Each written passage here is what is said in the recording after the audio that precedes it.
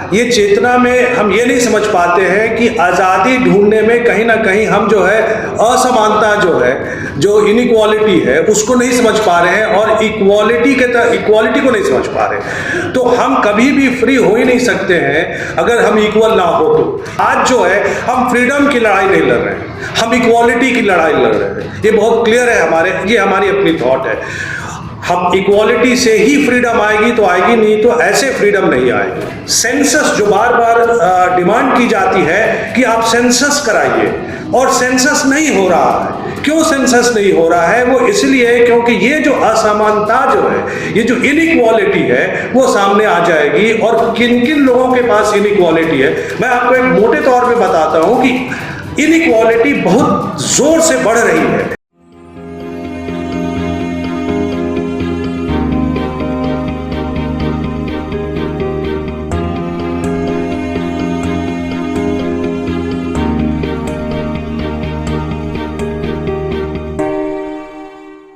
बहुत बहुत शुक्रिया अली अनवर साहब और मंच पे बैठे हमारे सारे साथियों, और सुनने के लिए जितने भी लोग आए हैं उन सबको मेरा आदाब।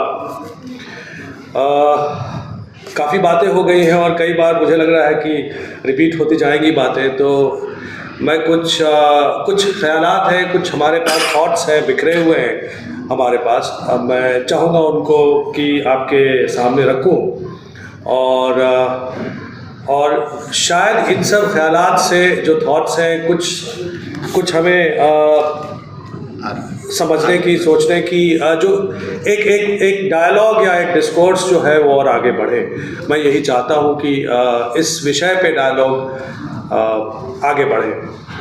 मैं ये देख रहा था इसमें पसमानदा, बेदारी, बहुजन दावेदारी, तो मैंने बेदारी शब्द का जो है लफ्ज़ का सोचा कि इसको बेस्ट किस तरीके से समझा जा सकता है। तो देखा कि बेदारी का मतलब इंग्लिश में ट्रांसलेटेड जो इंग्लिश वर्जन है उसका मीनिंग है वेलनेस और अंडरस्टैंडिंग। पर मेरे ख्याल से ये इससे ज़्यादा कहीं जो मुझे समझ में आ रही है कि आज जो है वो पसमानदा कॉन्शियसनेस जिसको कहते हैं, या कॉन्शियसनेस, या फिर चेतना की जो बात है, पसमानदा चेतना कैसे आए। और मुझे ये लगता है चेतना जो है, पसमानदा चेतना, मैं हिलाल साहब की बातों से इत्तेफाक रखता हूँ कि चेतना जो है दो तरह की चीज़ें हैं, एक क्या है और क्या होना चाहिए। तो चेतना हमेशा जो है, जो क्या है उसको समझना बहुत ज़रूरी है मेरे ख्याल से। जो मटेरियल चीज़ें हमारे सामने हैं, जिस तरीके से चीज़ें हो रही हैं, उसको समझना बहुत ज़रूरी है। और शायद कहीं हम उसको समझ नहीं पाते हैं क्योंकि हमारे सामने सुबह से शाम तक इस तरीके से आइडियाज़ और इस तरीके से प्रोपेगेंडा और इस तरीके से मिथ्स जो हमारे सामने सुबह से शाम तक पेश किए जाते हैं, तो हम उसको ठीक ढंग से समझ नहीं पाते हैं। तो चेतना के लिए तो हमें समझने की ज़रूरत। मसलन जैसे कि हम हमेशा चेतना में जब हम ये देखते हैं कि नहीं, हम डिप्राइव्ड है, हमें कुछ शायद मेरा हक और ज़्यादा है, मेरा हक को मारा जा रहा है, अगर ये हम सोचते हैं तो हम क्या बोलते हैं कि नहीं, मुझे आज़ादी चाहिए, मैं एनस्लेव हूँ, मुझे जो है, चूँकि मेरे पास आज़ादी नहीं है बहुत सारे काम करने के लिए, नौकरी पाने के लिए आज़ादी नहीं है, तो हम आज़ादी ढूंढते हैं। और शायद ये चेतना में हम ये नहीं समझ पाते हैं कि आज़ादी ढूंढने में कहीं ना कहीं हम जो है असमानता जो है, जो इनइक्वालिटी है, उसको नहीं समझ पा रहे हैं और इक्वालिटी को नहीं समझ पा रहे। तो हम कभी भी फ्री हो ही नहीं सकते हैं अगर हम इक्वल ना हो। तो ये हमारी समझ है कि आपको इक्वालिटी की लड़ाई लड़ने की, हम आज जो है हम फ्रीडम की लड़ाई नहीं लड़ रहे हैं, हम इक्वालिटी की लड़ाई लड़ रहे हैं। ये बहुत क्लियर है, ये हमारी अपनी थॉट है। हम इक्वालिटी से ही फ्रीडम आएगी तो आएगी, नहीं तो ऐसे फ्रीडम नहीं आएगी। दूसरा शब्द जो है इसमें दावेदारी का है। दावेदारी जो है वो एक शब्द है जिसका मतलब इंग्लिश में अगर देखा जाए तो उसको क्लेम हम कर रहे हैं। और क्लेम हमेशा से जो है वो हक का होता है। ये भाषा जो है वो हक का है, राइट्स का है। हम जो है वो लैंग्वेज जो है, हम राइट्स की बोलने की कोशिश करनी चाहिए हमें। हम ड्यूटीज़ की तरफ, अभी हमारे प्राइम मिनिस्टर ने ड्यूटीज़ के बारे में बात किया कि जो है हम सबको अपनी अपनी ड्यूटी समझनी चाहिए। हम उसमें फंस जाते हैं। हम बड़े लोग जो एक पितृसत्तात्मक समाज से आते हैं, वो लोग हमेशा अक्सर हमें यही समझाने की कोशिश करते हैं कि आप पहले अपनी ड्यूटी देखिए। लेकिन पसमानदा समाज की जो भाषा होगी वो हक की भाषा होगी, वो राइट्स की भाषा होगी, और ये राइट्स की भाषा जो है हमारे संविधान में बहुत बढ़िया से समझाया गया हुआ, जो फंडामेंटल राइट्स के हिसाब से कही जाती है। हमारी डिमांड है, हमारी जो भाषा है वो हक की भाषा होनी चाहिए, राइट्स की भाषा होनी चाहिए। तो मुझे बड़ा खुशी हुआ कि दो वर्ड जो है इसमें बेदारी और दावेदारी दोनों ही एक दूसरे का पूरक है। चेतना जो है राइट्स से आएगा, और राइट्स जो है जब तक कि हम समानता की ये राइट्स नहीं मांगेंगे तब तक शायद जो है हम इसी हाशिए पे रहेंगे। अब हम हाशिए पे हैं। मैं कई बार ये भी देखता हूँ कि हम पसमानदा की जब भी बात करते हैं तो बहुत सारे ख्यालात हमारे दिमाग में आते हैं कि क्या पसमानदा एक जाति है, क्या पसमानदा एक वर्ग है, क्या पसमानदा, अगर मुस्लिम मेरे पहले काफ़ी वक्ताओं ने इसको माइनॉरिटी के तरह से देखा है, तो क्या पसमानदा एक माइनॉरिटी है, क्या पसमानदा मुस्लिम एक माइनॉरिटी है, क्या पसमानदा सिख, पसमानदा जैन, अगर उसको मिलाया जाए पसमानदा मुस्लिम से तो माइनॉरिटी कौन है। तो मैं ये सोच रहा हूँ कि पसमानदा को अभी और खास करके ये यूनिवर्सिटी में ये पॉसिबल है, हम इसको एक डेफिनेशन के रूप में लाने की कोशिश करें, समझने की कोशिश करें। लेकिन मेरी जो समझ बनती है पसमानदा की वो ये है कि वो किसी तरीके से, जो अली अनवर साहब का कहना है कि वो किसी तरीके से रह गए, वो किसी तरीके से छूट गए हैं या डिप्राइव्ड हो गए हैं। अब वो डिप्राइव्ड क्यों हुए हैं, इसकी जो है वो हमें जब तक के हम इन सब को गहरे तरीके से नहीं समझेंगे हमें नहीं समझ में आएगा। और ये एक सेंसस जो बार बार डिमांड की जाती है कि आप सेंसस कराइए, और सेंसस नहीं हो रहा है। क्यों सेंसस नहीं हो रहा है? वो इसलिए क्योंकि ये जो असमानता जो है, ये जो इनइक्वालिटी है वो सामने आ जाएगी। और किन किन लोगों के पास इनइक्वालिटी है, मैं आपको एक मोटे तौर पे बताता हूँ कि इनइक्वालिटी बहुत जोर से बढ़ रही है।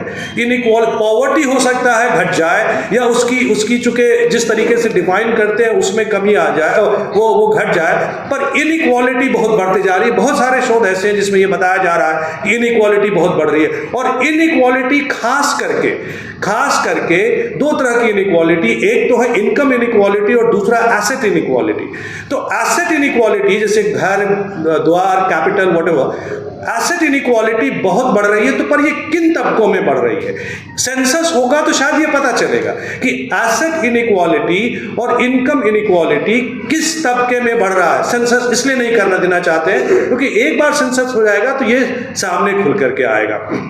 इनइक्वालिटी का मतलब आप खुद ही देख रहे हैं कि जो बड़े बड़े मैनेजरियल क्लास पे जो लोग हैं उनकी इनकम कितनी तेजी से और कितनी आगे बढ़ रही है। लेकिन जो लेबर क्लास के लोग हैं, जो पसमानदा तबका के लोग हैं, उनकी इनइक्वालिटी, उनकी जो है इनकम है वो राइज ही नहीं कर रही है, बल्कि आप देखें कि ग्रोथ जैसी कम होता है उसके हिसाब से जो है उनकी इनकम जो है उस तरीके से नहीं आगे बढ़ रही है और कुछ लोगों की बढ़ रही है। तो ये सब एक शोध का विषय है, लेकिन उस शोध में हमको बहुत ज़रूरी है कि हम उस पसमानदा को शामिल करें। लेकिन पसमानदा जो एक तबका है, एक कम्युनिटी है, मैं ये मानता हूं कि पसमानदा माइनॉरिटी कम्युनिटी नहीं है।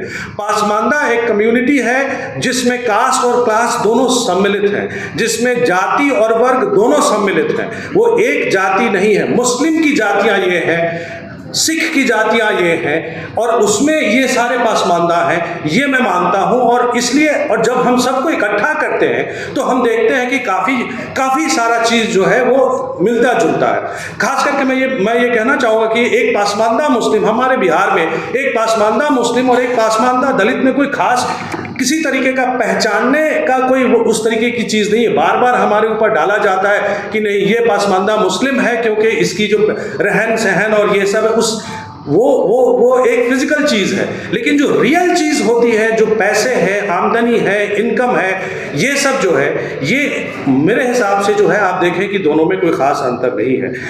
तो पसमानदा तबका आज जो है वो एक तो चेतना की ज़रूरत है, दूसरी जो है राइट्स की जो है भाषा उसको बोलने की ज़रूरत है। ड्यूटीज़ की भाषा हम नहीं सीखेंगे और ना ही हम ड्यूटीज़ से हम कुछ कर पाएंगे।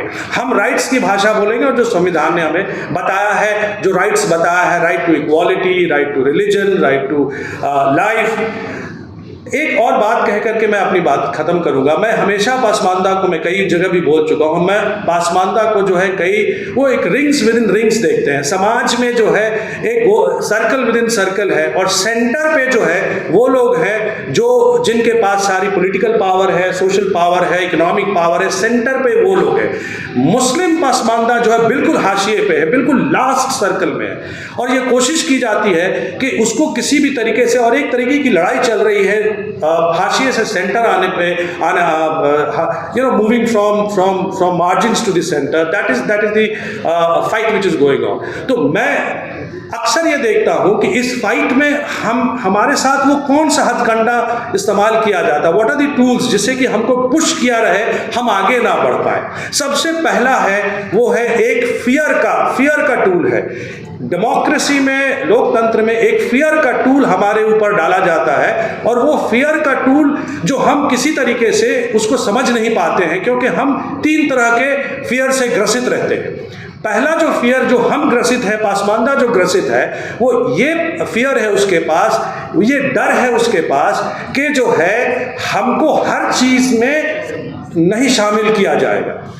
देश की कोई भी चीज हो रही है, अब जैसे देखिए कांग्रेस भारत जोड़ो आंदोलन चला रहा है, लेकिन उसमें कहीं पासमानदा नहीं है, शामिल नहीं करते, तो लोग शामिल नहीं करते, उसको इंग्लिश में फियर ऑफ एक्सक्लूजन। हम हमेशा डरते रहते हैं कि हमें एक्सक्लूड कर दिया जाएगा, हमें बाहर रख दिया जाएगा। और ये सिर्फ इसलिए नहीं कि ये एक फियर जो है आसमानी है, ये फियर बहुत हद तक वो मटेरियल है, सामने है, और ये वायलेंस के थ्रू किया जा रहा है कि किस तरीके से जो है इनको मार्केट में सामान नहीं बेचने दिया जाए, इनको बहुत सारे इकोनॉमिक एक्टिविटीज से बाहर रखा जाए। तो पहला फियर ऑफ एक्सक्लूजन है। दूसरा जो हम डरते हैं, कई बार हम डरते हैं कि अगर हम हाशिए से सेंटर की तरफ गए तो सेंटर तो एक दूसरी तरह की पूरी समीकरण है। क्या हम अपनी आइडेंटिटी खो देंगे, क्या हम अपना जो वजूद है उसको खो देंगे, क्या हम जाएं या नहीं जाएं। तो कई बार हमारा डर जो है वो रहता है कि नहीं ठीक है, हम जहां पे हैं वहीं ठीक है, हम सेंटर की तरफ नहीं जाएंगे। ये फियर ऑफ इंक्लूजन है, बार बार हमारे साथ फियर ऑफ इंक्लूजन वर्क करते रहता है। और तीसरा जो मैं आजकल देखता हूं, वो मुझे कई बार बड़ा अफसोस भी होता है कि हम समाज में, पसमानदा समाज, अक्सर आप देखेंगे कि जब वो समाज में निकलता है, घर से बाहर जब वो निकलता है या निकलती है, तो उसको ये डर हमेशा सताता है कि लोग हमें ये ना समझे कि मैं एक डरपोक हूं। फियर ऑफ फियरफुलनेस, हम डरपोक हैं, और जिसकी वजह से वो शायद वो उतना फ्री नहीं है और वो अपनी चेतना को जो है वो बना नहीं पाता। तो ये जो है, मुझे लगता है कि इन सब चीजों के लिए हम को शोध, एक तरह का डिस्कोर्स, एक तरह की किस तरह से रास्ता निकले। कुछ चीजें तो हमारे पास बिल्कुल क्लियर है कि सेंसस, हमारी जो इमीडिएट डिमांड है कि सेंसस इमीडिएटली होना चाहिए और उसमें कास्ट सेंसस बहुत जरूरी है। दूसरा, रिजर्वेशन पॉलिसी को फिर से एक बार देखा जाए, और चूंकि ये एक पॉलिसी का मामला है, अगर कोई हाशिए पे है उसको सेंटर में लाने के लिए सरकार क्या कर सकती है, तो दूसरा जो है वो हम रिजर्वेशन पॉलिसी पे फिर से दोबारा जो है उसको हम देख सकते हैं। और तीसरा जो बहुत इंपॉर्टेंट बात है, और इसी के साथ मैं खत्म करूंगा, कि पसमानदा तभी जो है वो काउंटेड होंगे जब तक के पासमानदा जो है वो उनकी अपनी, अभय दुबे जी बता रहे थे कि जब तक हम अंदर, वो बाहर से बड़ा क्लोज्ड ग्रुप लगता है, जब हम अपने अंदर ये मंथन ना करें कि हम किस तरीके से दोनों कम्युनलिज्म को, हिंदू कम्युनलिज्म और मुस्लिम कम्युनलिज्म को किस तरीके से फाइट करें, ये हमें समझने की जरूरत है। शुक्रिया।